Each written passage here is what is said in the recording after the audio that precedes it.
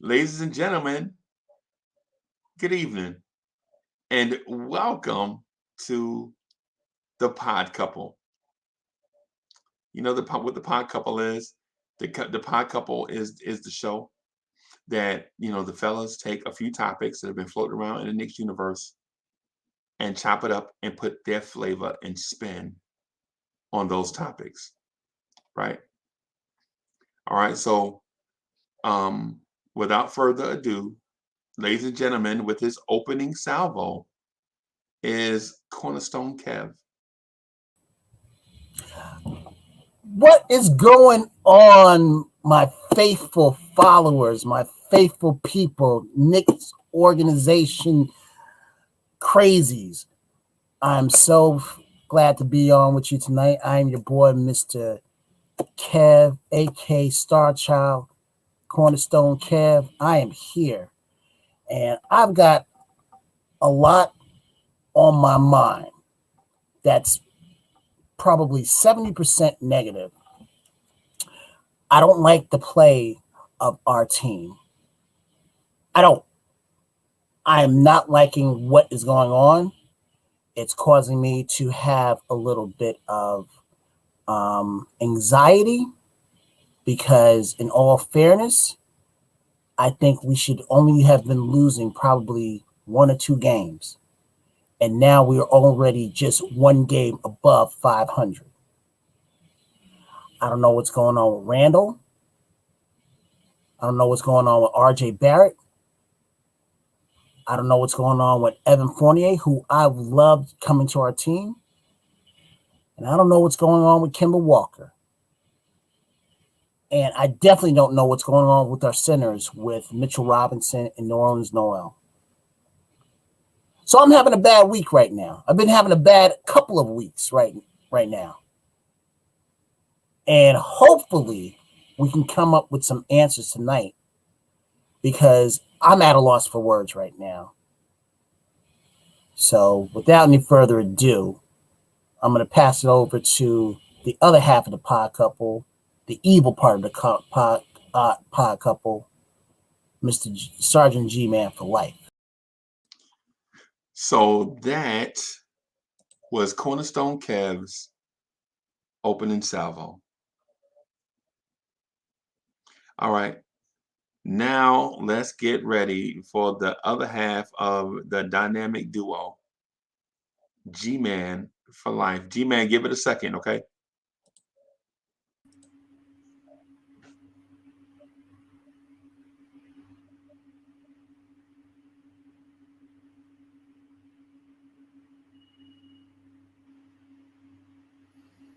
Ladies and gentlemen, boys and girls, children of all ages. I'm going to start here, right? I'm gonna go ahead and get right into it. Let's trade everybody on the roster and go get Ben Simmons. Let's trade everybody on the roster and go out and get Lonzo Ball. Let's give up 30% of the roster to go out and get De'Aaron Fox or a Kyle Lowry or somebody like that, right? I've heard all these narratives. This is what I want us to do because as Knicks fans, I feel like sometimes we forget the things that we ask for. Last year, we were in a position to where we overachieved. People still looked at us last year as a lottery team. We overachieved. We won 70 plus games. We made it to the playoffs. We went on a 9-10 game winning streak in the middle of the season that told people that, the Knicks have reached a turning point right now. So we take that success and we analyze it as Knicks fans and we say, this is what I think we need to do to move to the next echelon of our franchise, of the organization.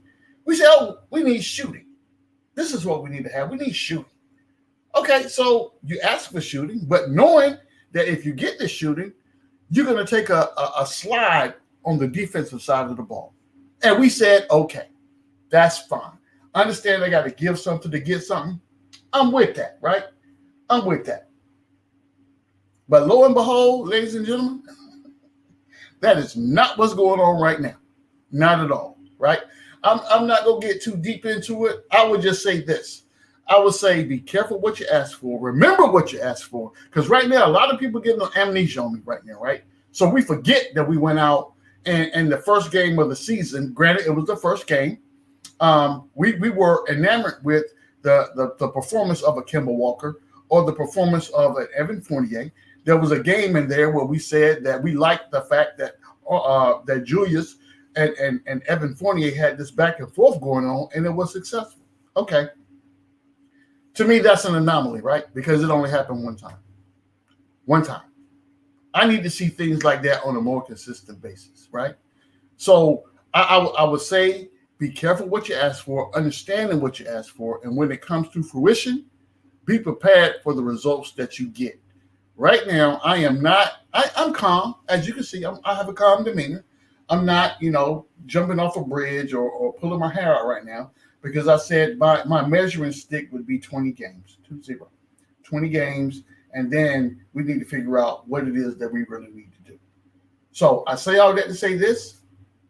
Welcome. Glad for everybody to be here. And let's get into it, Frizzy.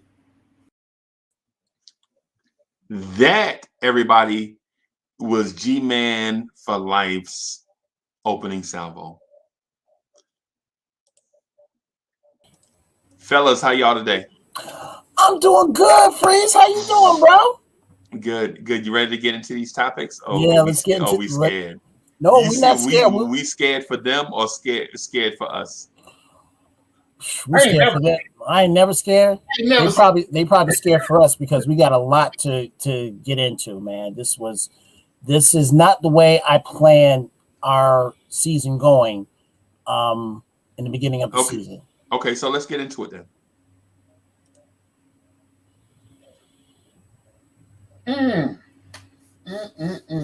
You want to go first off? How you doing, Mr. What's your name again? Oh, G-Man for Life. How you doing? So when you get confused,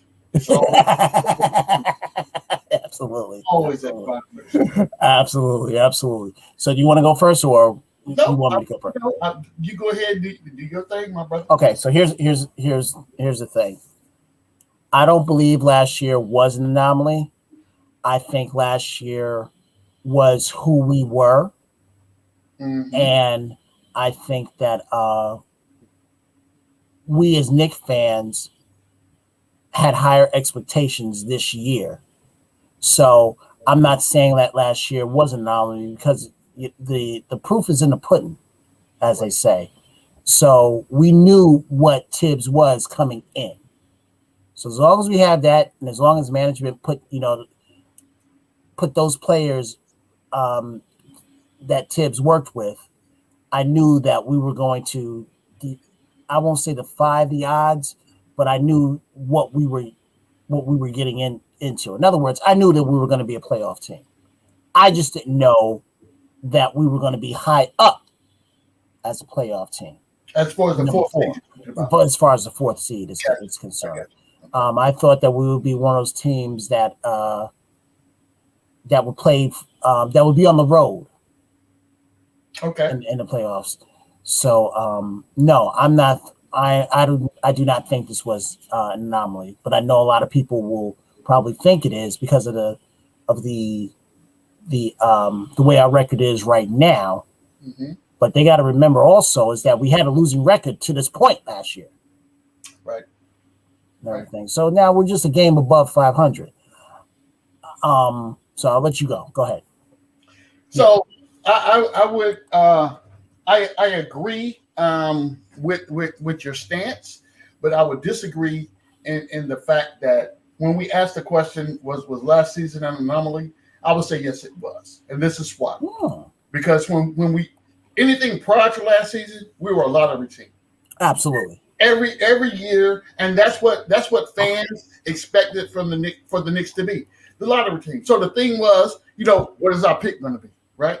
Not saying what we're going to do with the pick once we get it, but what is the pick going to be, right? That's where we were at. Yeah. So we go into last season, and things kind of start to turn around. Things start to kind of matriculate into something that could be positive, right? So the first thing that happens in our season, in our young season, first of all, this time last year we were 5-11. That's 5-11. 5-11. Let's not get it twisted. That was our record, right? So at that point in time, we felt like, well, maybe it's more of the same. We just, what we got going on. And then we start moving some pieces around. So we get that boy, Doc Rivers' son, to come in, Austin, and see what he has to offer. He stays for a hot minute, and we ship him out, right? And then what happens is Tibbs comes in here, and he gets his foundational players, right? He gets a Taj Gibson and a Derrick Rose. And here we go, right? So at the same time that's going on, we also give the opportunity to a couple young players that we just got out of the draft in Mr. Emmanuel Quickly and the Obi Toppin, and give them some burn, just to see what they got. And lo and behold, they perform, right? Yeah. Perform. So you have a situation to where your dominant big man that you have on the roster doesn't play for the majority of the season. So now you're counting on Nerlens Noel to come in and fill the void, which he did. Right. Been doing that, right? Right. I'm not going to sugarcoat that. I say all that to say this, Kev. That, in my mind, if last season was not going to be an anomaly, right, we should have been able to take that and build upon that success that we had last year. Okay. All right. That's why I'm going with that. That's why I call it an anomaly. If it was not an anomaly, the moves that we made this season would have solidified the success that we had last season, and we continue to build and build and build. So G-Man, can I ask you a question based on that? Absolutely. Is that the reason why Knicks fans are panicking after 15 games? Yes, absolutely it is. Absolutely. And we're going to get into this later on in the show as well, but success breeds a false narrative. I'm going to tell you right now. When you have a level of success, it's easy to breed a false narrative because you can take that any way you want to go. You can pick and choose the good games, the good scoring games that Evan Fournier had. You can pick and choose the good scoring games that a Kemba Walker had, right? You can pick and choose the 20-plus points games that R.J. Barrett had. But how does all that, when you put it in the pot and stir it up and sprinkle, how does it mix on it? You know what I'm saying? How does that taste going down? How does it taste going down when you have people that we deem as Knicks fans, we deem these players that have come into the Garden and beat us after we had a sizable lead, but we always fall into that third quarter curse every time. And it is a curse. Every time. And it is a curse. And the very next thing we do, at the beginning of the fourth quarter, we come out and we think that we have Steph Curry, Klay Thompson, and Dame Lillard on the team, and we just want to shoot threes all game long. All game long. It never works out. So Freezer, to answer your question, I would say that as a fan, as a Knicks fan, I've been watching Knicks basketball for a long time. Yeah. Back in the 50s, right? Yeah. I am not going to admonish that statement right there, but I would tell you this: as far as we said that we needed to have a foundational season. I wish that last year was that foundational season, but based on what we got going on right now this year, and granted, at the beginning of the season when we played Boston, we thought Kemba and Evan Fournier were going to be that dynamic backcourt that was going to get us to where we needed to go. Right, I was right there. Exactly. I was right there. Reality has set in. Because I'm telling you right now, when you start looking at the roster as currently constructed, you got a player that was coming off the bench in one organization. You bring him here and you start him. So I'm confused right now a little bit to how you expect for that level. But here's the thing. You talk about Evan Fournier not coming off the bench and everything. Well, look who he had to come off the bench for. Because before that, he was a starter. For a little bit, for a long while with Orlando. But Kev, this is what we got. This is what we have to realize, though. Look at what point in his career he was a starter, right? At what point in Evan Fournier's career was he starting for the Orlando Magic? And who was the competition that he had to fight against to get that starting job? Who was that? But he was still a starter. They started him. But when he left Orlando and went to Boston, he didn't start. He did not. But if Tatum and Brown, I guess it's more Tatum. If Tatum wasn't there, you don't think he would have started? You think Marcus Smart would have started in his place? Yeah, he would have started. Remember, he got to Boston and got sick. Remember, exactly. He got that's to what I'm Boston saying. and got sick, and that's what played into him not being himself. My point is this, right? And I always equate things to what I'm used to, and that's the military. If you have someone that is on a 30-day profile, that means that you are limited into your performance in such a way. Maybe your ankle hurt, your wrist hurt, whatever the case would be, you're not 100%. So on the 31st day, when your profile ends, you are not 100%. You still have to go back into that, whatever your routine is, to build that stamina back up to get back to your optimum performance level. I say that to say this. Evan Fournier was on the bench all last year, right? We start him this year, and he has a good game in the beginning of the year. But that was during the half of the season, because remember, he got to Boston before the trade deadline, not during the whole. He wasn't on Boston the whole season. Remember, we played against him, and that was the. I think they won a game against us, and then when they came to the Garden, Reggie Bullock stripped them. He stripped them in the last few seconds to win the game. Yeah. So he's been a starter all throughout his career. It's just that when he got to Boston was where. Okay, all right, I give you that. So let me clean this up and say this. Right now, in a couple different games, Evan Fournier has not been able to score double digits, and we paying him to do that. We took to be a scorer. To be a scorer, he was brought in to score the ball. Absolutely. We said that in bringing him and Kimba both in here, we said that we were okay. We're taking a back seat, and we will have a decline in defense, but we will make it up on the offensive side of the ball. That has so Kev. So the question is, was last season's success an anomaly, right? And so what I'm going to ask you before we wrap up on this topic is this: if last season was not an anomaly, and last season solidified our status as a 4th seed in the East, do you see this team reverting back to that 4th seed in the East form this season, if last season was not an anomaly? Do I see?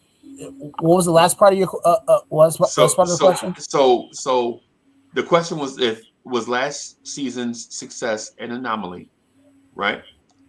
And if the answer to that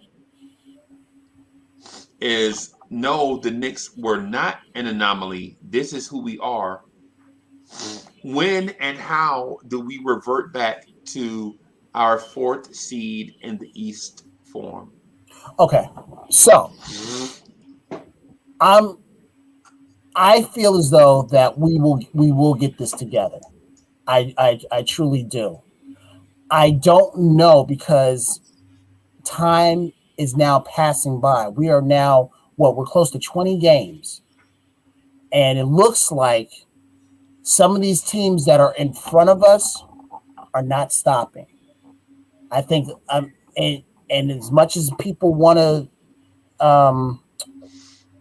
people don't want to give them that. The two teams that I think are going to be up there, unless an injury, befalls them. Listen, Washington and Cleveland, they are for real right now.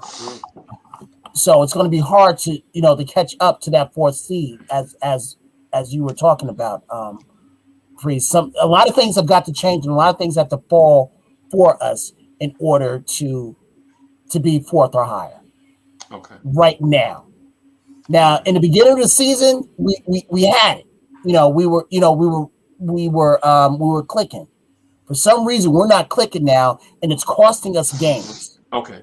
All right. So we're jumping out of order a little bit, but that's okay. So, G-Man, we had an order that we wanted to go by, right? For topics, but since this led into one of the other topics, I'm gonna put this topic on the screen, and then I'm gonna let y'all eat. Okay. Or y'all can go ahead, or y'all can go ahead and just do y'all thing.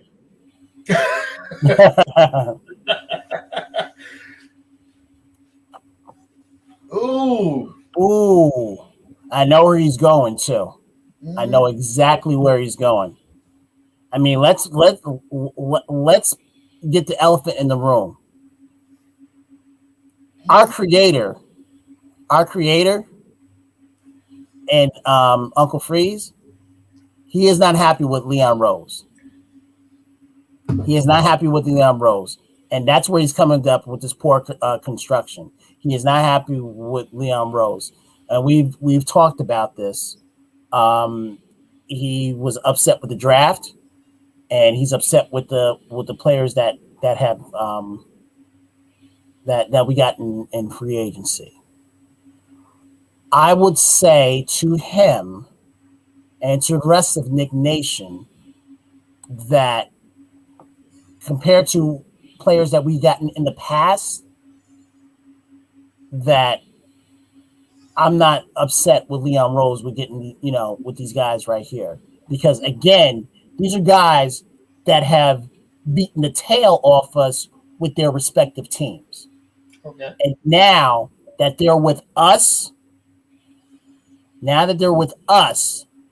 it seems like there's a thumb or something that's on top of them that is not helping them perform the way they did against us. Okay. All right. And it's just mind-boggling. But again, it's not too late because the season is just starting. We're not in December. We're not in January. Right. We're just coming into the middle of the end of November. Right. Okay. Okay. So I'm going to pick up from where I was in my starting salvo, right? When I talked about the narrative, most of the times when people don't play well, just go out and get this other person and get this third person come in, and that's going to be the savior, the fish that saved Pittsburgh, or the player that comes in to save the Knicks, right? That's not happening. That's not realistic.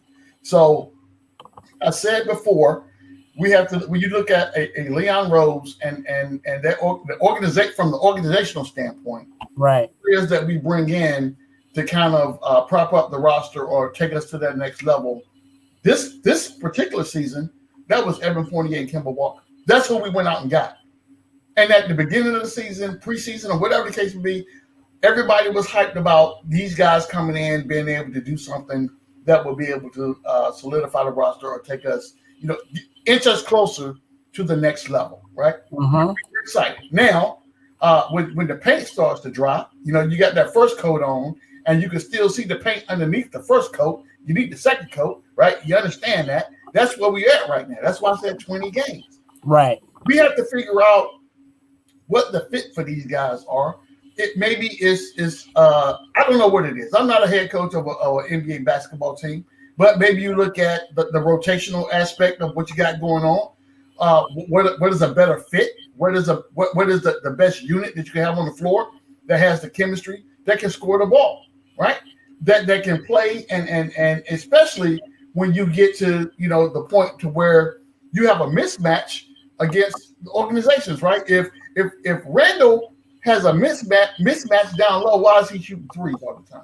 I'm gonna need for you to get the ball in the paint, and then if you're a double team, if everything collapses on you, you kick the ball out to somebody that has not just a three, a high percentage three, Kev. Listen to what I'm telling you. I agree. Percentage three, right?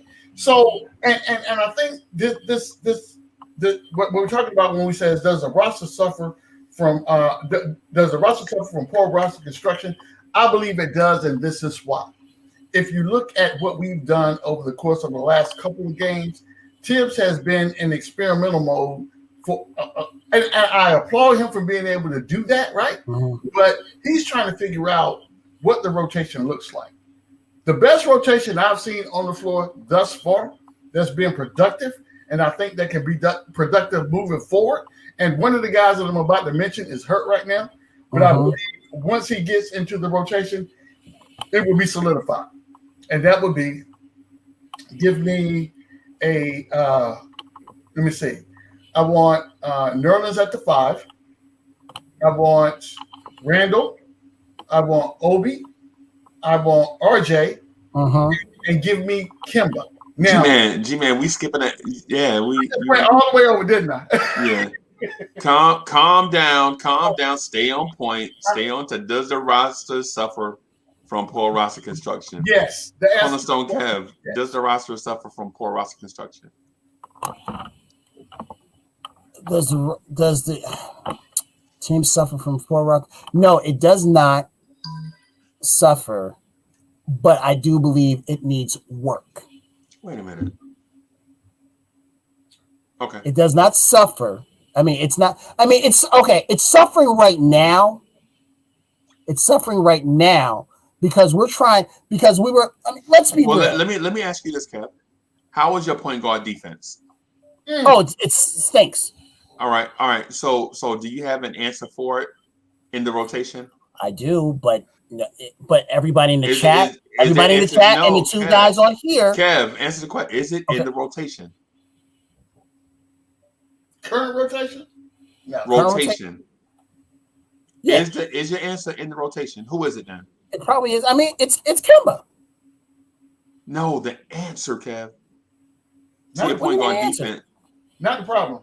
Kev, not the problem. The answer. We asked a question, and now we're trying to get to the answer.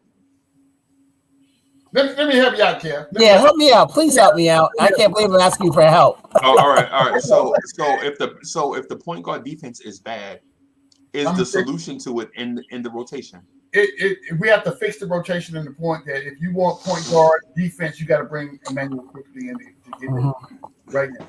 Okay, based on the way the roster is currently constructed, quickly is the best person that we have in the rotation right. The current rotation right now, they could come out and apply pressure on opposing teams' point guard or backcourt. So G-Man, would you swap Emmanuel Quickly and Kemba Walker right now? I could do that. No. Okay. I would not. So and this is why. And this is going to get back into the same situation we had last year where you had Peyton coming. He starts, but he's only playing 5 minutes. He comes out and gives you that hard 5 minutes or whatever the case may be, and then you revert back to a roles to get done what you need to get done. I think that's kind of the way that we need to look at Kemba, because in my mind, if we're going to keep Kemba on this roster, we need to start, preserving him. Like back in the day, if you're from the South, where your grandmama used to take the peaches and put them in the mason jar. Ooh, boy. And then, in the wintertime when it's cold, you bring them peach preserves out of the pantry and you put them on some toast. Oh, man, stop. Sir. Also biscuits. Yeah. Boy, look, the homemade buttermilk biscuits, stop playing. But this is what I'm telling you. I think that if that's the road that we want to go down, at this point on the roster right now, the people that we are playing, Quickly is probably the best defender that we have in backcourt defense that can actually come out and apply pressure. Now, how Tibbs applies that is how Tibbs applies that. But I believe that there is an answer for the point guard defensive struggles that we have right now. Right. And so okay. So does this roster suffer for poor roster construction, right? Was the question. Yep. And so I think we all think the roster does suffer from poor construction. We don't want to admit that it's a poor roster build because the pieces that we have are pieces that we like. Right? Like for instance, I feel like Obi Toppin needs more minutes, but unfortunately, at this moment, the dude that plays his position is a reigning all-star. Yes. So if Noah Vonleh was starting over Obi Toppin, we could easily say start Obi over Noah. Absolutely. Right? right? Absolutely. So I think we do have poor roster construction because when you look at the point guard situation, does Kemba Walker give you enough offense every night to balance out his poor defensive efforts? No. And most nights you would say no, Right. right? And so if you have to account for his shortcomings with another player, such as Emmanuel Quickly, then that means Quickly needs to get more minutes. That means we have to a roster construction problem, and That's right. not a pieces to the puzzle problem. The That's the right. roster is put together poorly because at point guard we don't have size. Do you have one? Think about this. Do you have one 6'4" point guard on your roster? No. No. Right, No. right. And then Not even almost. okay, think about this. Do you have one super athletic, not two or three like most teams? Do you have one super athletic bouncy wing on your roster? And No. people are going to say Obi, but Obi is a power. He's a power forward. Yeah. No, we He don't. plays on the wing. He does. But that's not his role at this point in time right now. That's currently constructed. Right. Yeah. And so what about this? Do you have one offensive center that can every 2 or 3 games give you 20 points and 10 rebounds?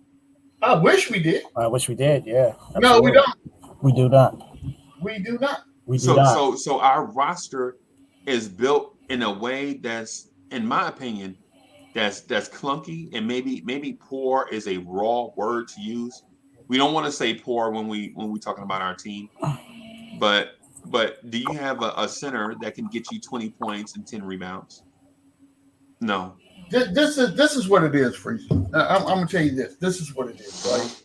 What we have right now, to your point, maybe poor was a bad choice of phrasing. It's a raw word. Yeah. I would say that our roster right now is problematic. It's problematic from the standpoint that these guys are still trying to figure each other out. They're trying to figure out who plays the best, who needs to have the minutes on the court. And then at the same time, they don't have a problem. What I've seen in the games that we've played, they don't have a problem feeding the hot hand, right? The problem comes in is when we take the hot hand out of the game and don't put him back in until way later. And by that time, he's already cooled off, and they're thinking coming back in, I was hot in the first half, and I come in the beginning of the fourth quarter, and I expect to pick up where I left off. That doesn't happen. That's not the case. I would say as far as when we look at the roster, the way that it's constructed right now, we need to be realistic in expectations for this roster, right? You can't go. Stats are a great thing, right? Yeah. That gives you a measuring stick as to what you believe in your mind a player should be. I'm telling you right now, nobody performs at 100% every day, all day when you get up and go to work in the morning. It doesn't. Because you wake up in the morning sometimes, you like when the alarm clock go off and you slap that thing, you like, I know it ain't time for me to get up and go to work right now. I ain't feeling that right now. And you sluggish all day. You're not at your game. But when I call Cornerstone and say, hey, Kev, check this out, man. I got the CEO coming in, right? And he wants your production, your presentation, and I need for you to go ahead and kill it. And I'm telling you this 3 days in advance. Right. So it gives you time to prep what you got going on. So when you're coming in, you're giving me the best presentation that you have to give, right? That's where we need to get with this team. Right now, we're on a fact-finding mission right now, ladies and gentlemen. I'm telling you, that's where we at. Fact-finding. And the facts that we finding, not really that pleasant. That's all I'm saying, Kev. Yeah, I agree with that. Again, I guess I'm going to look at the glass half full. Is that what it's called? Glass half full. You're an optimist. You're being an optimist right now. I'm going to be the optimist, and I think once it starts clicking for the starting five, this will all be forgotten. And we're going to get to that in a minute. Yeah, I think once it gets that, because again, Tibbs is the coach. He is. And a coach usually is supposed to be taking chances. To a certain extent. To a certain extent. So if he really feels as though, and we saw it last year, we saw it with Knox, we saw it with Austin, and unfortunately we saw it with my boy as well. Mm-hmm. If it's still not working, and he realizes that it's going to be a blemish on his record, he's going to make those changes.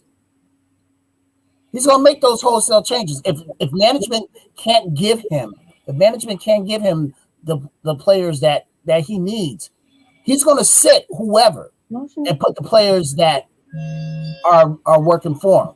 That's not me. I don't know what that is. That's you now. Oh, great. You got gremlins in your and your wiring there. Somebody at my door. Someone's at your door. Yeah, don't open it. Hey, don't open that door. At all. That's for sure. Hey, give me a second, Kev. I'll be right back, man. Okay, no problem. So, Kev. Yes, sir. I was just about to transition before G-Man jumped off. Okay. Yeah.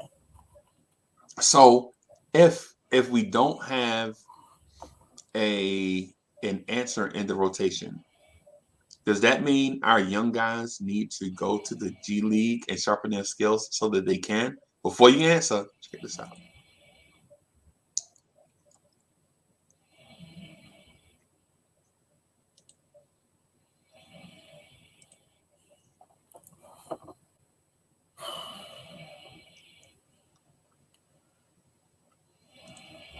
I would say, well, how long are we going to leave him in the G League for? That should be the next question. Till they're ready. You see, here's the thing. I think 2 of the 3 youngsters are ready right now. I think McBride is ready. And I always thought. But the thing is, the thing about it is, what you and I think don't matter. It's what Tibbs thinks. You know what I'm saying? Because I agree with you. But clearly Tibbs don't agree with us. Because if he felt like they were ready, if he felt like they were ready, they'd be playing, right? Yeah, and here's the thing. It's amazing how he fought last year, how quickly and Obi, even though all the struggles that Obi had, how he felt that they were ready. And I think Grimes and McBride are just as good as those guys in their first year. I disagree with you, bro. Say again? I disagree with you. You disagree with me? Yeah. Well, what else is new? I don't think Grimes, McBride, or Sims offers you. Okay, I'll move out of the way and let G-Man get in. G-Man, so this is what we talked about while you were away.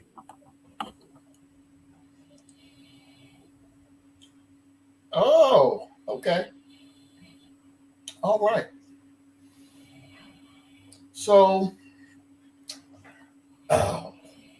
should we send the youngsters to the G League? And so, first of all, let me be clear about who I'm calling youngsters, right? Because we have a core of young players on the team that people could generally get confused when we say youngsters. So when I say youngsters, who I'm talking about these 4 guys that we just drafted, right? That's who I'm talking about when we talk about the youngsters.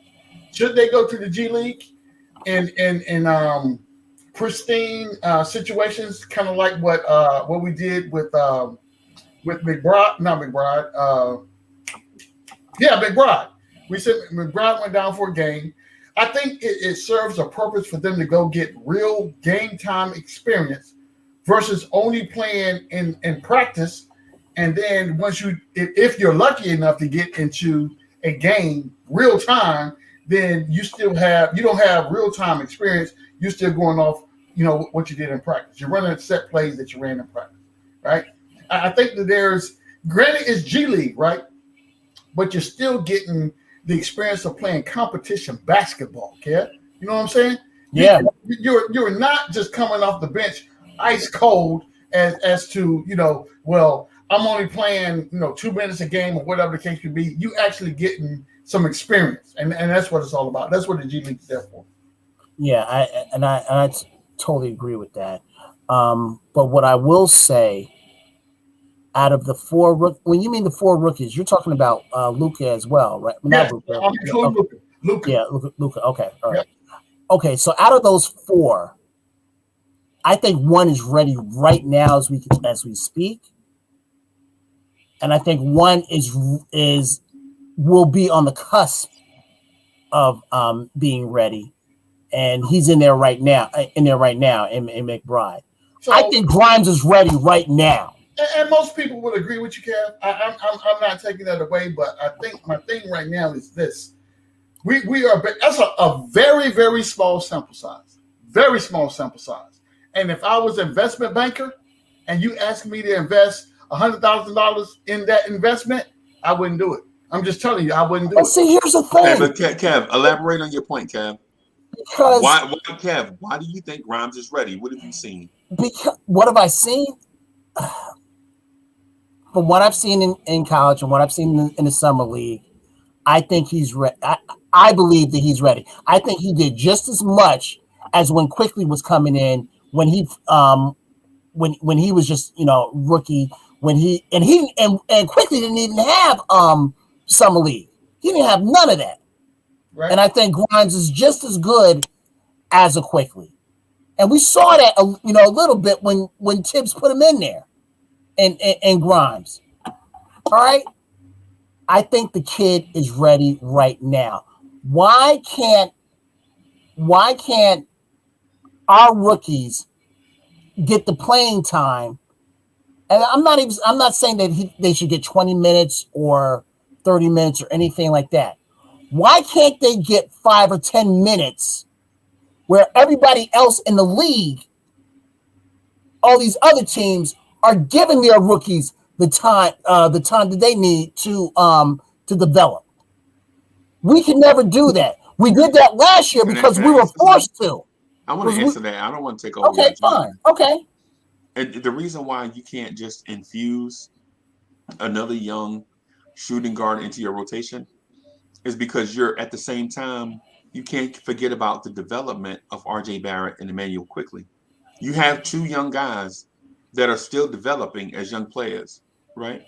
As a matter of fact, Emmanuel Quickly is older than RJ Barrett. Quentin Grimes is older than RJ Barrett. Don't forget RJ Barrett is a young player, Mm-hmm. right? And a veteran team looking to make a serious playoff push is only going to look to get playing time for only a certain amount of young players. You know what I'm saying? Because think about this. Think about this. Think about we want to be a serious playoff contender, right? Yeah. Is that true? Yeah, And think of absolutely. and think about the young players that are playing: Obi Toppin, R.J. Barrett, Mitchell Robinson, who's also young, Mm-hmm. and Obi Toppin. And they're surrounded by veterans: Kimba, Fournier, Julius, Rose, Burks, Taj.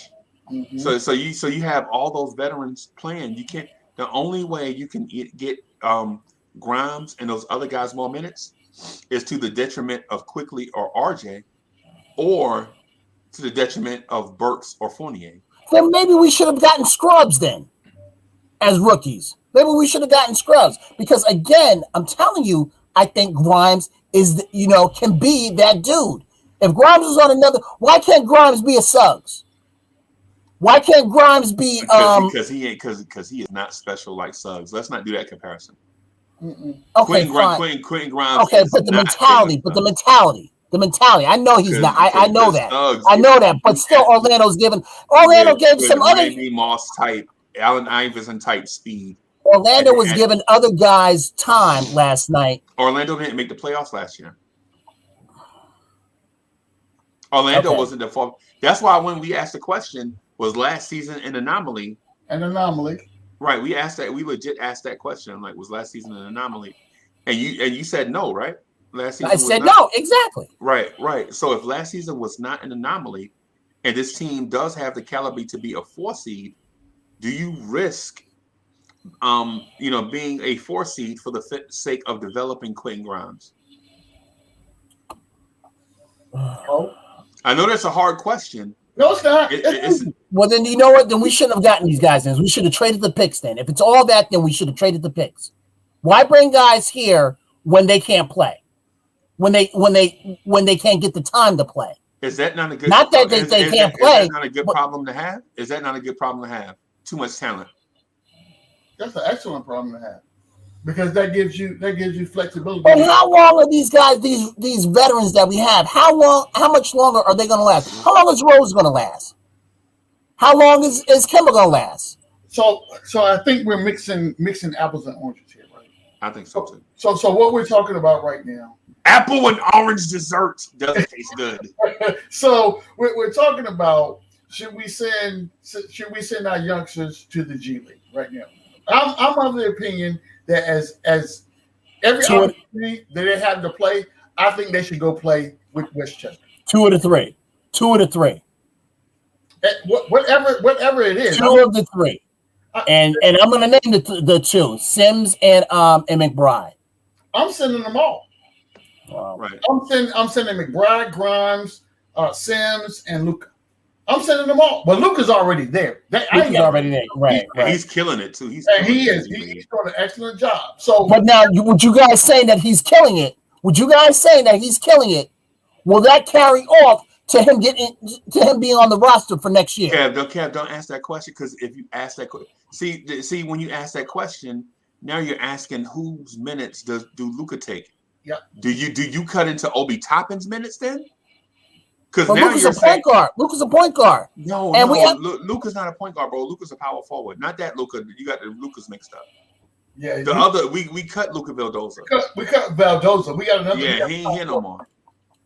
So the Luka that we have, is a 6'10" power forward. He scored 35 points last night in Westchester. Yep.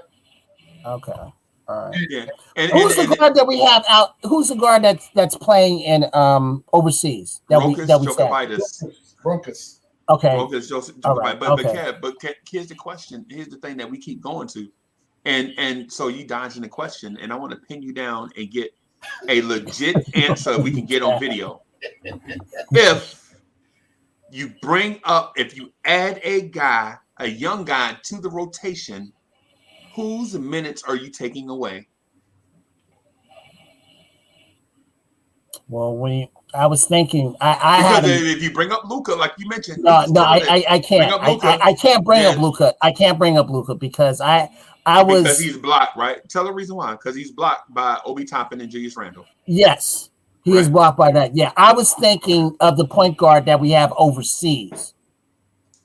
That's what. So I had him all. I was all screwed up, messed up. I was all messed up, and I've admitted that. A lot of these guys can't admit when they're wrong. I was wrong. Oh, that's new Kev. I understand. It's all right. You know, Frank Ntilikina didn't miss a 3-pointer yesterday. Frank Ntilikina scored 13 points yesterday.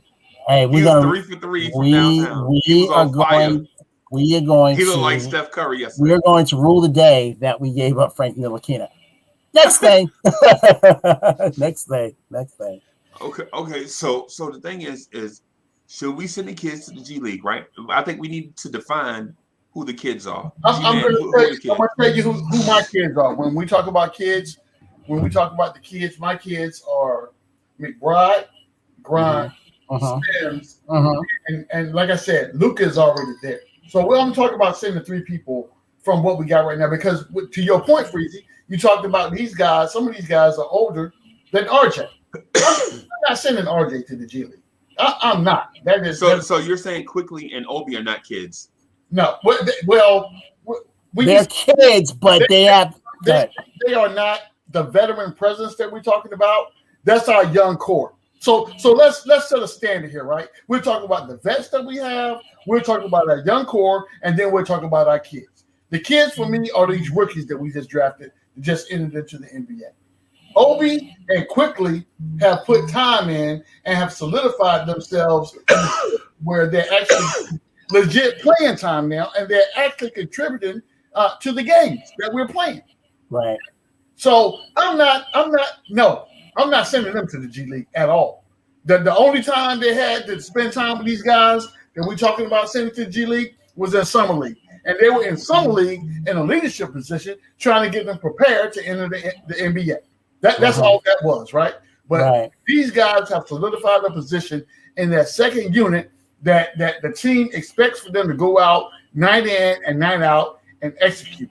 Right. So G-Man, you're saying that Obi and Quickly are key contributors to the second unit. Absolutely. They contributors. are. Key contributors. I will go one step further. I would say Obi and Quickly are foundational pieces in the second unit. How about that? Yeah. How about that? I ain't gonna miss my words tonight. I'm not missing my words tonight. Are you? Oh, is that a shot at Kev? I'm just saying. Why you shouting at me? I ain't done nothing to him. Don't search me, Judge. I was gonna say, yeah. Don't search me, Judge. I ain't done nothing to nobody. All right. So the thing is, so should we send the kids to the G League by definition, or by our definition? The kids should probably be players 23 or younger, 4 years in the league or younger. Like, for instance, should Kevin Knox be in the G League right now? You know, and I'm gonna tell you why that's tricky. For Kevin Knox's sake, wherever he can get some shine at, I would say go do it, right? Because right now you're sitting on the bench, you're wasting away, you're not building your value when it comes to a potential trade, because we all think that's where this is going to end up being, right? But you don't see Kevin. People forget Kevin Knox is on the squad, bro. They do. People forget. They do. New York Knicks jersey. They do.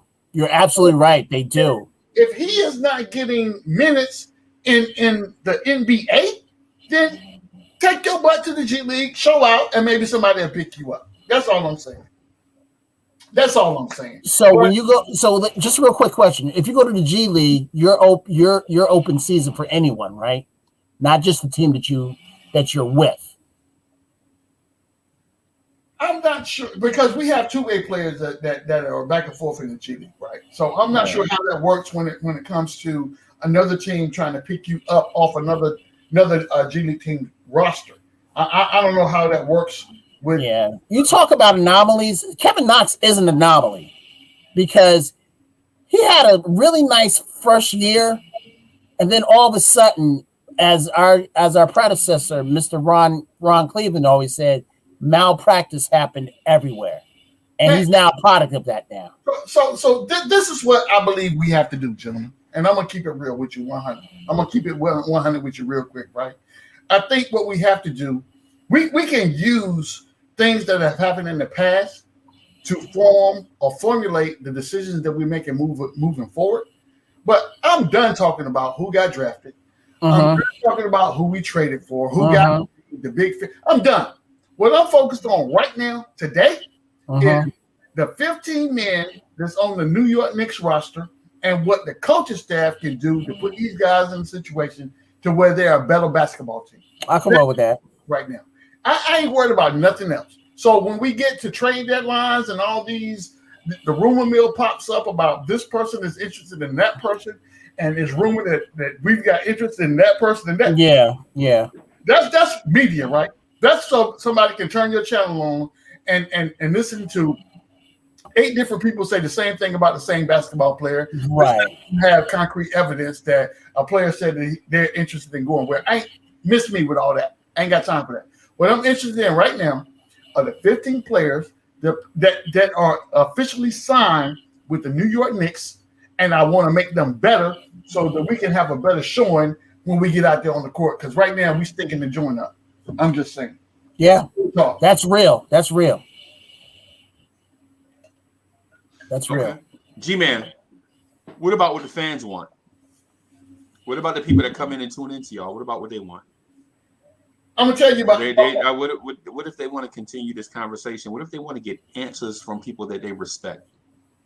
So we can do that in a different form. This is not the forum for that. We can set something up if it's something like Freezy time, or if Kev got some time, we can do like they do in the Grammys, the interviews after the show. We can do that. If there are some questions out there that people want to get some takes and get their points across, we can do that. But right now, today, I'm telling you what G-Man for life wants. G-Man for Life want these 15 players that's on this roster right now today to go out and play NBA-style basketball. Stop letting these young boys come in your building and run you up out the building and making you show your age, brother. I'm telling you, that's what's happening. I saw that. We can't, but you can't just do that, because if the Knicks could just do that, they'd be 15-0.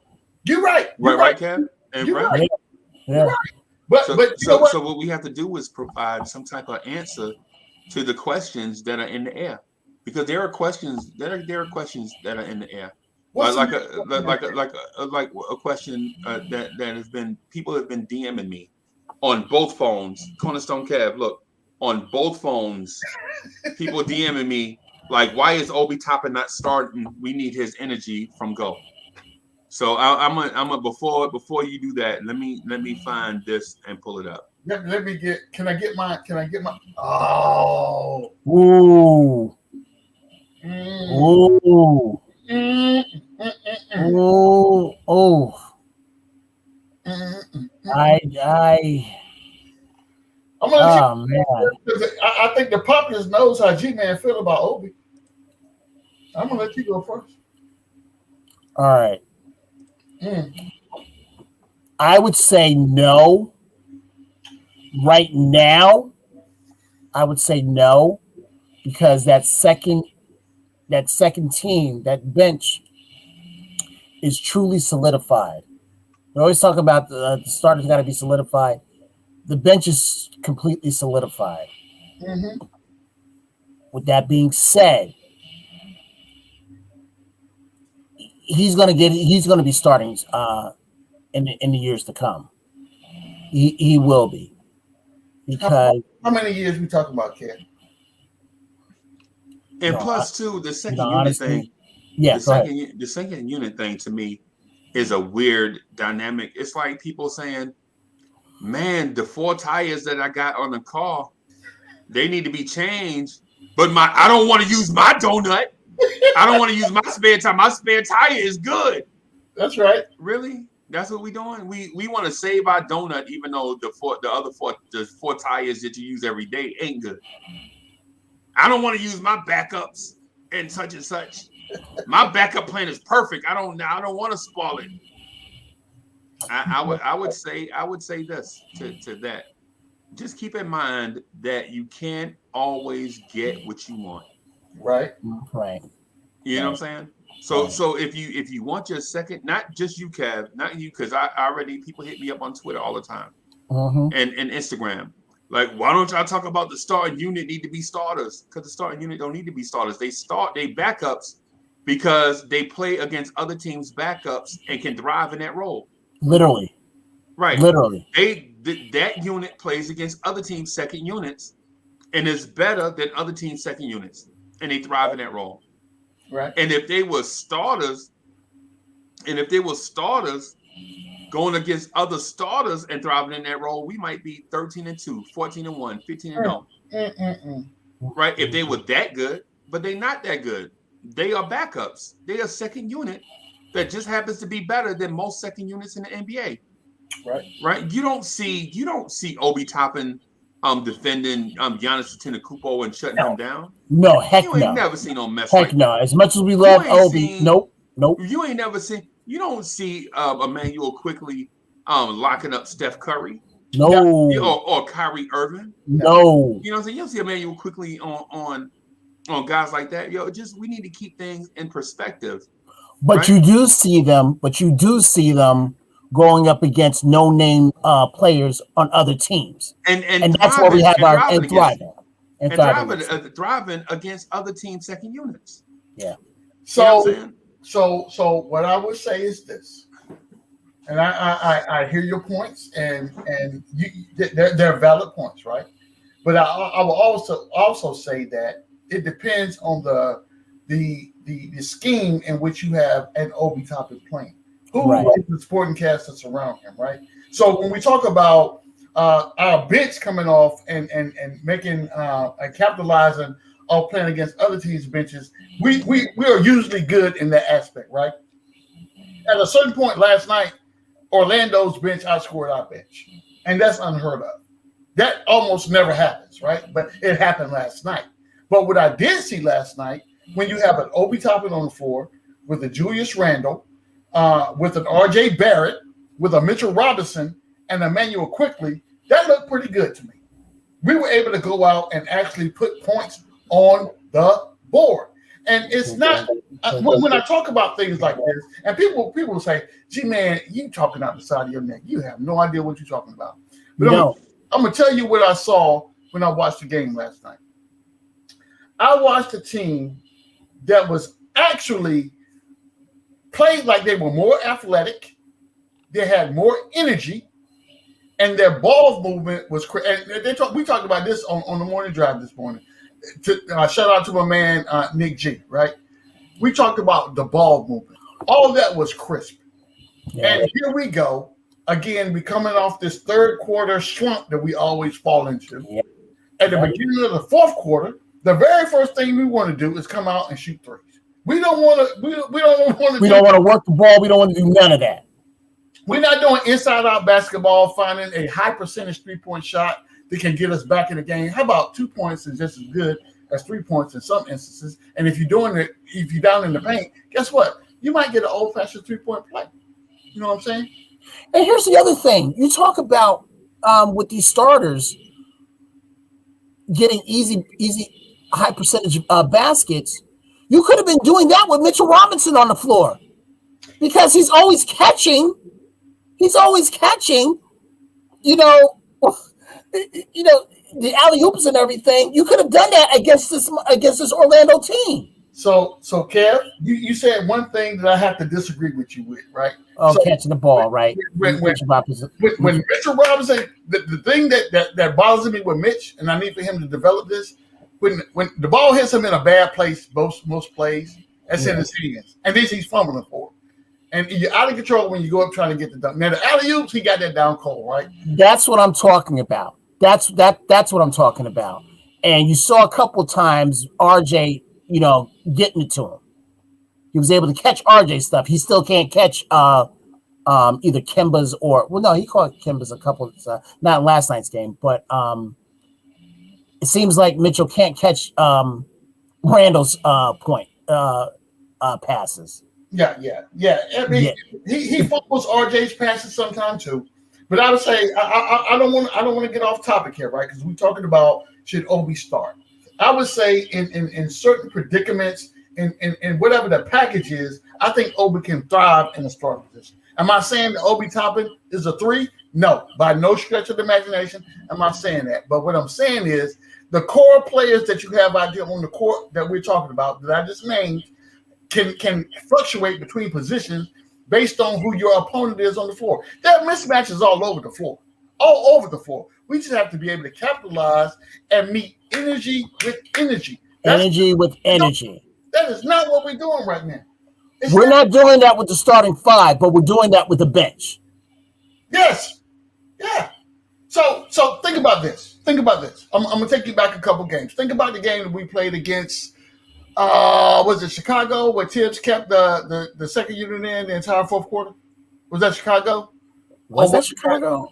I have to go back and look at it. I forget who it was, but based on that game right there, what we see moving into the fourth quarter, moving forward, is Tibbs is now saying, I'm starting these guys on the second unit in the fourth quarter, and then I'm rotating in the Julius Randles and the people like that, or the RJ Barrett, and trying to figure out who can play together and if that's sustainable on the court.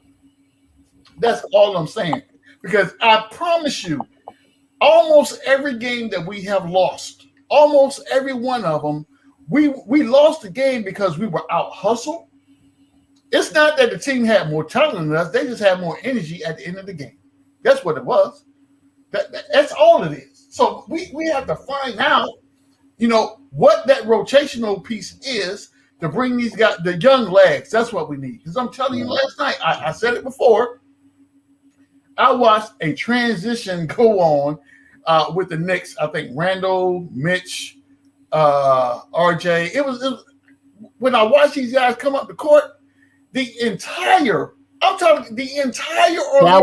That was the Pacer game that happened. Yeah, okay. That was the Pacer game. Fourth quarter. Okay. Yeah, that was the Watch these guys come up the court, and the entire Orlando Magic defense was already back set up before three of our guys had crossed half court. I'm sitting here like, what in the Sam hell is going on right now? Exactly.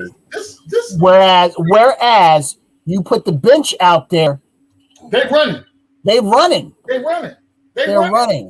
And what that does is that causes your opponent to have to sub their players out because they're running up and down the court with their tongues hanging out. They ain't used to that kind of cardio. Things that make you go, I'm just saying. I believe that Obi serves a role in a starting position and depending on what his supporting cast looks like, right? I'm not telling you, and don't get it twisted, Knicks fans, because people will look at this and say, G-Man is saying start Obi over Randall. I never said that. Nope, not at all. Not at all. But what I'm telling you is Obi has a place in that, and look at when Randall was I'll say it.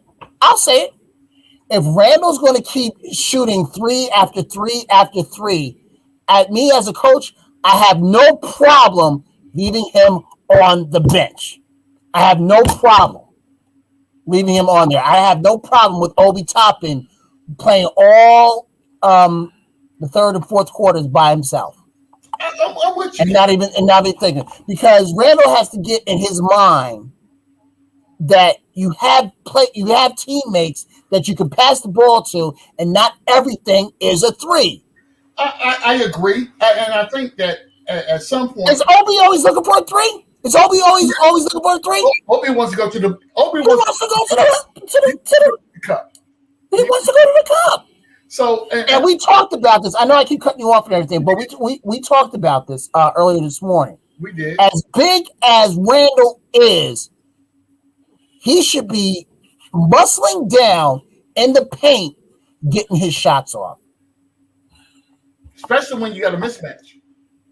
And how many mismatches does he have? And with his matchup, whoever he's going against, now we've seen Randall, I don't know for how long, but whoever his matchup is, the guy that's guarding him, he's always going to take him, unless it's like a Giannis. And even if it's of a Giannis, he's still taking it to him.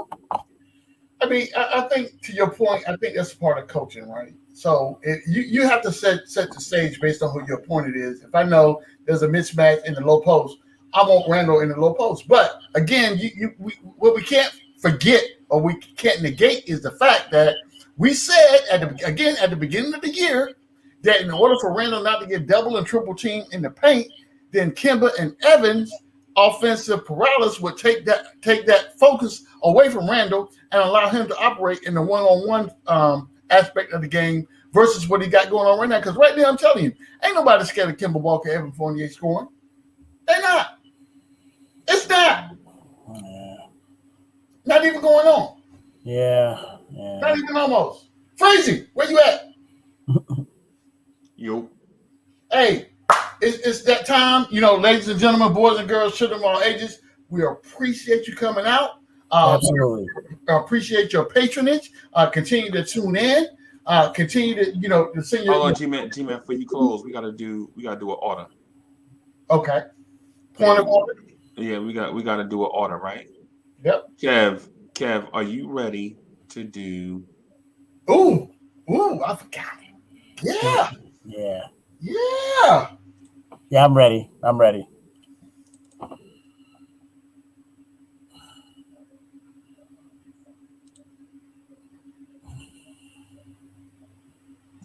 I like it. Mm-hmm.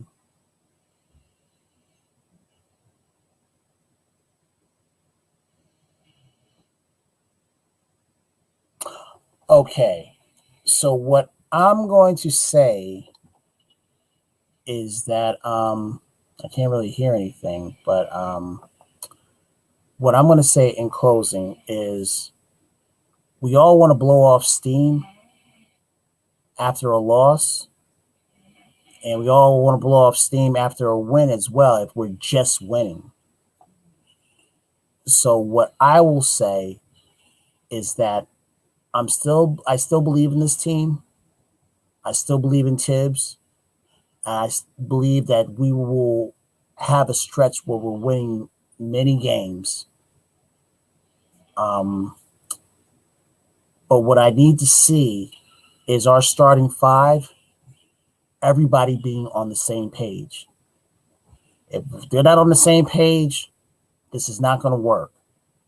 And then all of the narratives about we need to make trades, we need to bring up the young guys in, all of the all of the negative narratives will be out there if the starting five cannot get it together. So again, I believe in this team. I'm going to continue to believe in this team. I've seen this team in years past at its lowest level. Only one game above 500. I think that's pretty good.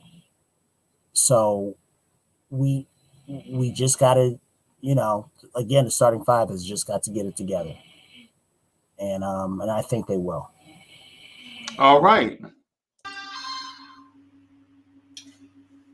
So I didn't get my transition.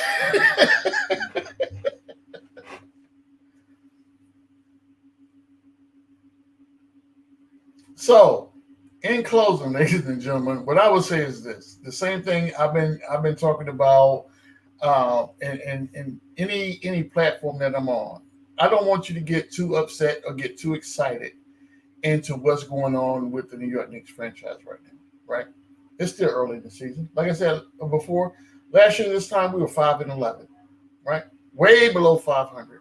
And people expected for us to revert back to being a lottery basketball team. We didn't do that. We overachieved and made things happen, which puts a little bit more expectations on what we have going on this season, right?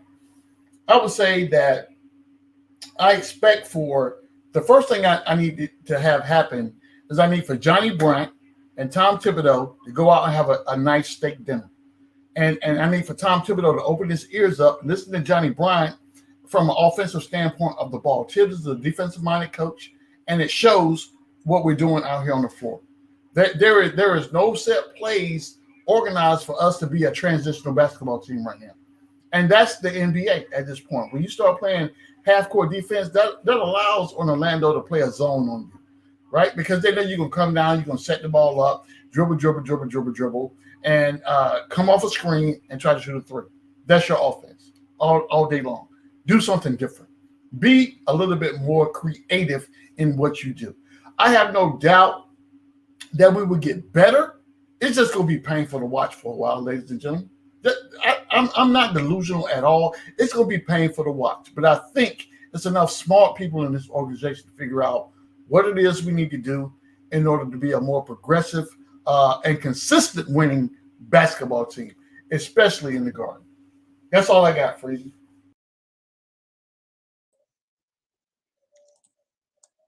Paris Duggar, thank you for your generous contribution. We always appreciate it. Paris Duggar been here since day one. He says we gotta forget last year.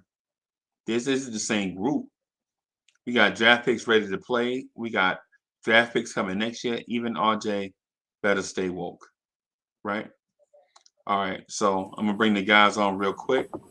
And that was really that's a true statement that he made too. Right. I gotta give him a gap on that. So I'm gonna say just this real quick so we can get out of here. Thank y'all for watching. We'll see y'all later. Peace.